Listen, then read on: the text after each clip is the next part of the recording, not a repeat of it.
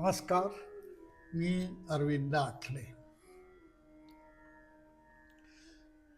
योगनिद्रेपासून पूर्णत्वाकडे कसं जायचं या संबंधीचा आजचा व्हिडिओ मी आपल्यासमोर प्रस्तुत केलेला होता काल. आता आपण प्रत्यक्ष योगनिद्रा कशी करायची हे पाहणार आहोत. योगनिद्रा म्हणजे योग्यांची निद्रा हे मी तुम्हाला सांगितलं मागच्या भाषणामध्ये. योगामध्ये ह्या 3 भाग आहेत. एक पहिलं शिथिलासन. शरीर पूर्णपणे शिथिल सोडतो आपण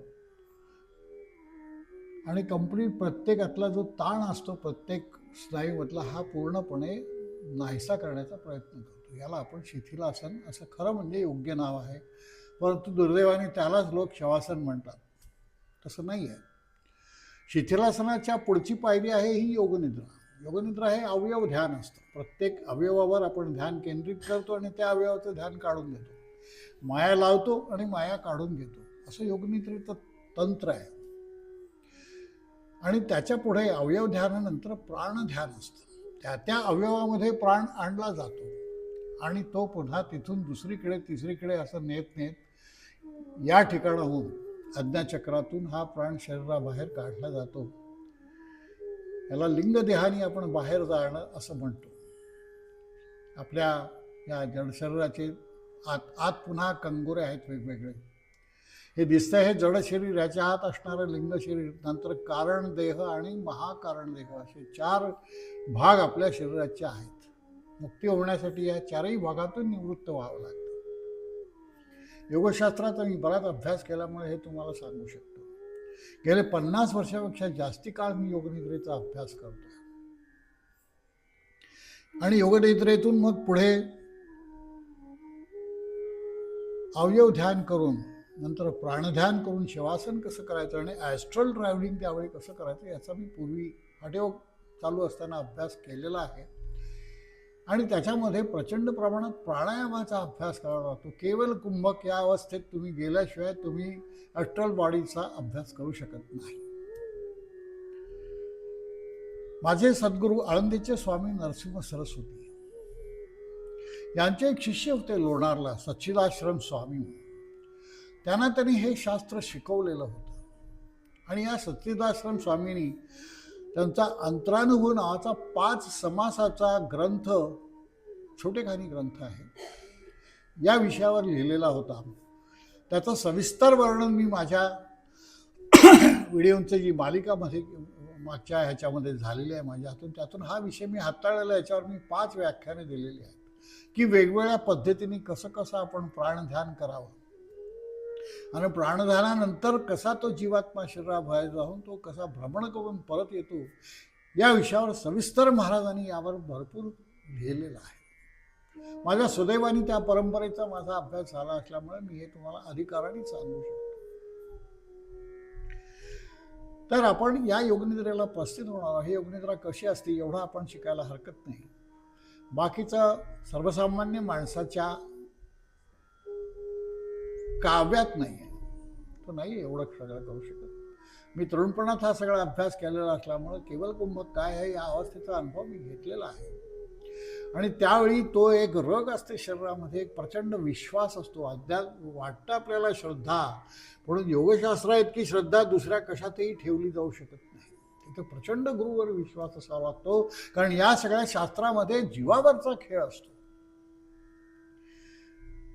तर प्राणायाम हे दुधारी शस्त्र आहे. जर चांगलं नाही जमलं तर तुमच्या प्राणावर बेतू शकते. इतका प्राणायाम घातक आहे आणि तितकाच तो चांगला जमला तर उपयोगी आहे.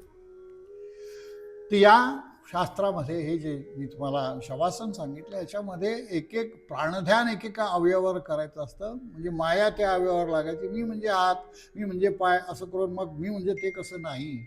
माया सोडण्याचा अभ्यास या प्रक्रियेमध्ये आपल्याला होतो. आणि त्याची पहिली पायरी आहे योगनिद्रा. एकेका अवयवावर आपण ध्यान केंद्रित करतो आणि तिथून काढून दुसऱ्या अवयवावर करतो. तर हे आपण या शनिवारी रात्री 9:30ला यूट्यूबवर मी ह्याचा प्रीमियम घेणार आहे. तर हा प्रीमियर तुम्ही जरूर उपस्थित राहा. मी म्हणजे शरीर नाही याचा प्रत्यक्ष अनुभव या योगनिद्रेमध्ये येऊ शकतो. यावेळी तुमचं घोरणं तुम्ही ऐकाल, आजूबाजूचे सगळे आवाज ऐकाल आणि ते तुमच्या ध्यानात राहतील. झोपेमध्ये जसं आपल्याला आपल्या ताब्यात काही असत नाही, केव्हा झोपावं केव्हा उठावं, परंतु योगनिद्रेत तसं नाही आहे. योगनिद्रेत तुमचं शरीर, तुमचं मन तुमच्या ताब्यात असतं. त्यामुळे योगनिद्रा शिकणं हे एक अत्यंत महत्त्वाची गोष्ट आहे. तर ही तुम्ही शिकणार आहात. ती यासाठी तयारी काय करायची, तर किमान 1 ते 1.5 तास आधी तुमचं जेवण पूर्ण झालेलं असलं पाहिजे आणि त्यानंतर कुठला आहार किंवा पेय काहीही घेऊ नका. आपण 9:30ला करणार आहोत तर 8च्या तुमचा आहार संपवा किंवा 9:30ला ही प्रक्रिया संपल्यानंतर तासाभराने नंतर तुम्ही घेतलं तर चालेल. एक साधी सतरंजी किंवा चटई खाली पसरा जमिनीवर. गादी जर तुमची कडक असली, ऑर्थोपेडिक गाड्या आता मिळतात त्या कडक असतात, त्या असेल त्या एक वेळ चालेल. उशी अजिबात घेऊ नका. उशी न घेता हे करायचं आहे, कारण शरीर असं सरळ अवस्थेत पाहिजे, एका प्लेनमध्ये. आणि मग पुढे काय काय करायचं ह्याच्या सगळ्या सूचना मी तुम्हाला प्रत्यक्ष ती क्रिया करण्याच्या वेळी देईन. परंतु हे लक्षात ठेवा की पोट रिकामं पाहिजे आणि खालचा जो ज्याच्यावर तुम्ही झोपणार आहात, ही क्रिया झोपून करायची आहे. झोपणार आहात ती जी पार्श्वभूमी आहे खालची जी आहे ती कडक असावी. हे मी फार पुढच्या दृष्टीने सांगतोय तुम्हाला. दोन्ही पायाच्या टाचा ज्या आहेत त्या एकमेकाला मिळालेल्या असाव्यात आणि हाताचे तळवे असे वरच्या बाजूला करून हे शरीराला जोडून घ्यायचे. आपण जी शवासन नावाची जी काही प्रक्रिया लोक करतात योगाच्या अभ्यासामध्ये, तर त्याच्यामध्ये हात असे पसरले जातात, पाय पसरले जातात आणि शरीर. तसं इथे नाही आहे. इथे हे जोडून घ्यायचे आहेत. डोकं सरळ ठेवायचं आहे, कुठे या कुशीला किंवा त्या कुशीला नाही. अगदीच तुमचा नाईलाज असेल, वय झाला असेल तर गोष्ट वेगळी आहे, परंतु ते तसं ठेवू नका. मी हे सांगतो हे पुढच्या दिवशीच्या तयारीतून सांगतो तुम्हाला जर पुढे जायचं असेल तर मुळात ती क्रिया परफेक्ट शास्त्रीय पद्धतीने शिकली पाहिजे. पुढे जाल का नाही हे मला माहिती नाही, परंतु जायचं असेल तर मुळात शिकतानाच तसं शिकावं. नंतर ते शिकलं जात नाही. एकदा त्या शरीराला तसं वळण पडलं की ते वळण सुटत नाही. त्यामुळे एवढ्या गोष्टी तुम्ही लक्षात ठेवा की खाली प्लेन झोपायचं आहे, उशी घ्यायची नाही आहे, कडक पार्श्वभूमीवर झोपायचं आहे. 1 ते 1.5 तास आधी जेवण झालेलं असलं पाहिजे. आजूबाजूला मोबाईल असेल, इतर काय TV असेल, हे सगळे बंद असले पाहिजे. ते सायलेंटवर ठेवा. आजूबाजूच्या लोकांना तिथे शक्यतो चुपचाप राहण्यासाठी सांगा, त्यांचे आवाज यायला नको. तुमचं पूर्णपणे लक्ष मी जे काय सांगतोय तिकडे तुमचं असलं पाहिजे. मी काही कॉमेंट्री करेन तुम्हाला सुरुवातीपासून. हरिही ओम तत्सत म्हणून मी सुरुवात करेन आणि हे केल्यानंतर मी जे काही सांगतो त्याकडे पूर्णपणे लक्ष देऊन तुमचं चित्त ध्यान एकाग्र करायचं. बाकी तो पुढचं मी आता तुम्हाला सांगणार नाही, तो अनुभव तुम्हाला घ्यायचा आहे. ते एवढी तयारी मला असं वाटतं की प्रत्येकाच्या लक्षात येण्या इतपत सोप्या भाषेत मी सगळं सांगितलेलं आहे. हे तयारी करून शनिवारी रात्री 9:30ला आपलं बरोबर चालू होईल. त्यावेळी कुठलाही तुमच्या मागे व्याप नको, कुठलेही आवाज नको, शांत वेळ असावी. ही असं शांतपणे मागे बासरीचा आवाज राहील आणि माझी जी काही कॉमेंट्री असेल ती शांतपणे ऐकत त्या जे जे काही सांगितलं त्याप्रमाणे तुम्हाला करायचं आहे एवढं पाळा आणि योगनिद्रेला प्रस्तुत व्हा.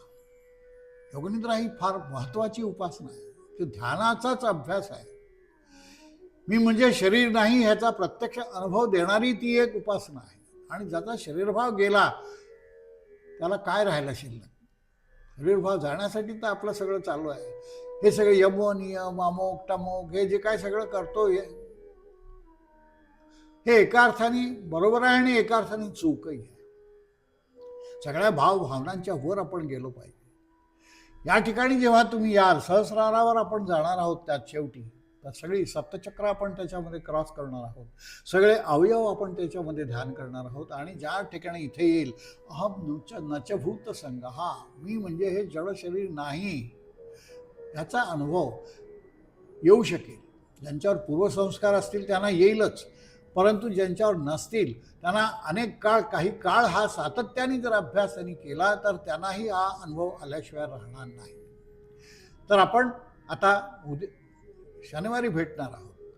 आज आता मी इथून पुढे उद्या कदाचित मी काहीच करणार नाही, शुक्रवारी मी सुट्टी घेईन माझ्यासाठी, आणि शनिवारी रात्री 9:30ला आपण भेटणार आहोत. आपण योगनिद्रा शिकणार आहोत. मी म्हणजे शरीरने याचा अनुभव घेण्याचा आपण प्रयत्न करणार आहोत. एवढंच मी सांगतो. वाट पहा, मी तुमची वाट पाहीन. सगळ्या सूचना तुम्हाला समजल्या असतील असं मला वाटतंय. तर या ठिकाणी मी तुमची रजा घेतो. शनिवारी रात्री 9:30ला आपण भेटूया. नमस्कार.